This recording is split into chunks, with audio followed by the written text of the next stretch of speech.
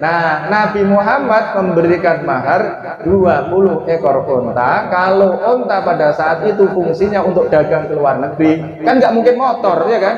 Dagang ke luar negeri berarti setara dengan mobil Avanza. Jadi mahar Rasulullah kepada Ibu Khadijah adalah 20 Avanza. Itu kalau nggak orang kaya nggak mungkin, ya kan? Nah, kira-kira itu dikasih sapi sekandang itu. Kalau kita melihat Nabi Muhammad, yang paling menonjol itu saya rumuskan menjadi 3. Yang pertama ilmu, yang kedua adalah harta, dan yang ketiga adalah kuasa. Jadi Nabi Muhammad adalah orang yang berilmu, kemudian berharta, dan yang ketiga berkuasa. Tapi kalau Nabi Muhammad itu dibalik, Pak. Nabi Muhammad itu kaya dulu atau berilmu dulu? Berilmu dulu atau kaya dulu, Pak? Kalau Nabi Muhammad, ini khusus Nabi Muhammad ya, khusus Nabi Muhammad. Nabi Muhammad itu kaya dulu. Kenapa saya berani mengatakan Nabi Muhammad kaya dulu? Karena Nabi Muhammad sejak usia 8 tahun sudah berdagang ke luar negeri. Bapak-bapak di sini ada yang sudah berdagang ke luar negeri? Pada usia 8 tahun, anak-anak kita ini ngapain ini sekarang? 8 tahun masih main HP, ya kan? Tapi Nabi Muhammad sejak usia 8 tahun sudah berdagang ke luar negeri. Nah, bapak-bapak dan ibu-ibu, Nabi Muhammad sejak kecil pada saat bayi itu diasuh oleh perempuan bernama siapa? Halimah As-Sa'diyah. Itu di Bani Sa'ad namanya, di kampung. Maka saya kemudian bikin sekolah di kampung, itu juga niru sebenarnya. Jadi saya bikin pesantren di Semarang tadi itu, yang tagline-nya adalah berilmu, berharta, berkuasa. Kemudian saya punya ini yang ikut saya tadi 2 orang ini, yang satu udah lulus itu, yang lulus yang kuliah S2, S3 itu biasanya saya minta untuk menjadi guru. Jadi guru dulu di Rembang sana. Tujuannya apa? Tujuannya adalah agar anak-anak kota itu kuliah ke desa seperti Nabi Muhammad. Iya, tujuan saya begitu. Kenapa? Kalau di kota udah nggak kondusif lagi. Seperti anak saya itu. Dan pada saat saya mendirikan sekolah pertama kali, saya diajak oleh teman saya yang di kampung sana. Langsung saya iakan. Kenapa? Saya langsung berpikir tadi, memang anak-anak ini yang paling kondusif itu sekolah di kampung, angon kambing. Kenapa demikian? Saya ingin melahirkan orang-orang yang bisa menjadi pemimpin masa depan. Nah, Rasulullah pernah bersabda begini, ma ba'asallahu nabiyyan illa ro'al ghanam. Tidaklah Allah mengutus seorang rasul kecuali dia pasti menggembala kambing. Loh itu, Bu. Karena menggembala kambing itu, maka kemudian saya ingat, saya dulu waktu kecil juga menggembala kambing, dan memang manfaatnya banyak untuk mengajar. Saya itu kalau ngajar itu, kalau di pesantren itu tarik ulur. Kalau di kampus nggak perlu tarik ulur. Kalau di UI nggak perlu tarik ulur.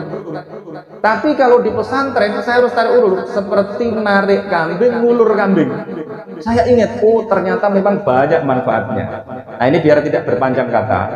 Jadi kalau Rasulullah itu pertama kali yang dilakukan adalah berwirausaha. Jadi pada usia 4 tahun Rasulullah sudah bisa menundukkan unta. Nah, ini luar biasa. Saya kaget juga itu, dan saya baca buku ini belum lama, ya kira-kira baru 5-6 tahun yang lalu.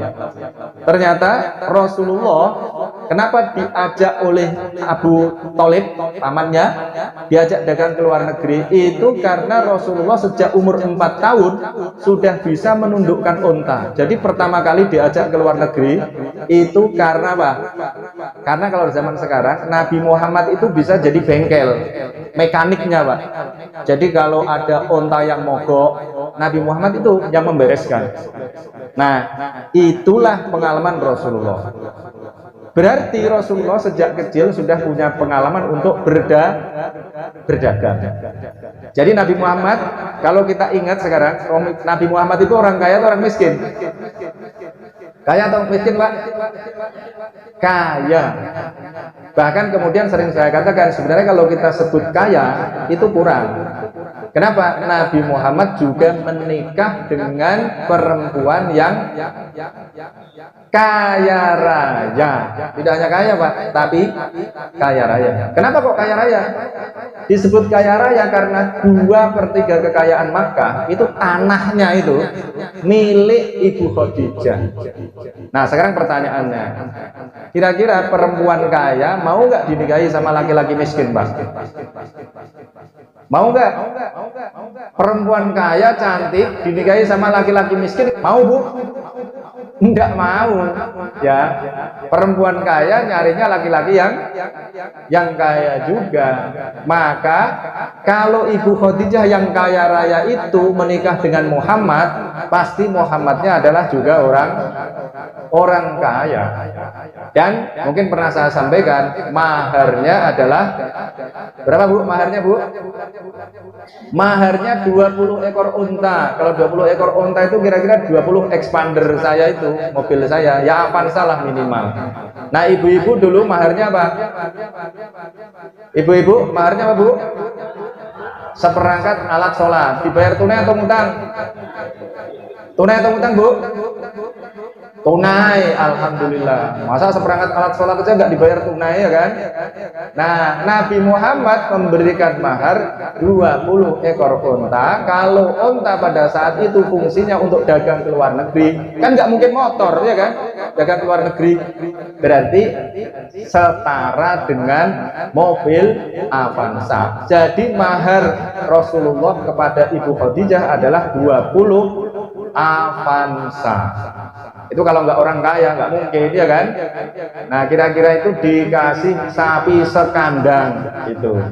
Nah, nanti mbak-mbak ini yang mau menikah, ya nanti minta boleh lah, ya. Rasulullah itu kalau mau meneladani Rasulullah, maharnya sapi sekandang. Nah, terus digunakan untuk korban, kira-kira gitu. Jadi Nabi Muhammad itu adalah orang kaya, ya. Nah, kemudian Nabi Muhammad setelah kaya itu baru diangkat sebagai Rasul. Jadi setelah kaya, kemudian menikahi orang kaya raya. Setelah menikahi orang kaya raya, kemudian diangkat sebagai Nabi. Karena diangkat sebagai Nabi, mendapatkan wahyu. Wahyu itulah yang disebut dengan ilmu. Ibu-ibu, bapak-bapak, kok tahu Allah itu satu dari mana?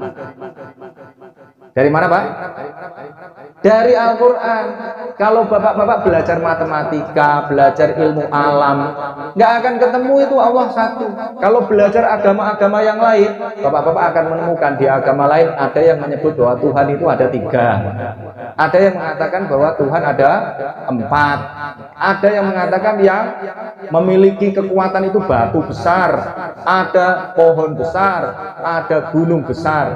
Tetapi kita dari Al-Quran mendapatkan informasi bahwa Tuhan hanya satu. Berarti dapatnya dari mana? Dari Al-Quran. Qul huwallahu ahad. Katakanlah Muhammad, Allah itu satu. Nah, sekarang kenapa kok Nabi Muhammad mau diangkat sebagai Nabi? Diatur sedemikian rupa oleh Allah sehingga Nabi Muhammad itu kaya dulu, Pak. Kaya dulu, menikah dengan orang kaya, kemudian mendapatkan wahyu, dan kemudian menyampaikan seperti yang disampaikan Pak Kamdo tadi itu, tablik. Tablik tadi artinya apa, Bu? Tablik artinya adalah menyampaikan. Ini biar gampang mengingatnya. Tablik itu apa? Tablik itu berasal dari kata balago. Balago itu artinya menyampaikan. Maka kalau ada orang nyalek itu, ada orang nyalek, ada iklan kecap misalnya, itu ditaruh di papan besar, namanya apa? Baliho, ya. Baliho itu bahasa Arab dari balago. Balago itu artinya apa? Menyampaikan. Menyampaikan apa? Oh, ini kecap yang paling enak. Loh gitu kira-kira. Itu namanya balihu. Bahasa Arabnya baligo. Nah, tablik itu artinya menyampaikan. Nah, Nabi Muhammad itu salah satu sifat wajibnya adalah tablik. Tablik itu menyampaikan. Nah, menyampaikan sesuatu itu enak terus atau enggak enak, Pak? Kadang-kadang enggak enak. Nah, nanti ini yang saya sampaikan mungkin ada yang enggak enak, tapi harus saya sampaikan. Ibu-ibu suka atau tidak suka, bapak-bapak suka atau tidak suka, gampangannya saya harus tidak peduli gitu. Bapak-bapak kalau menganggap yang saya sampaikan itu pas, enak, monggo silakan. Tetapi saya tidak boleh menenggang. Wah, nanti kalau saya menyampaikan ini nanti jamaahnya kabur, misalnya begitu.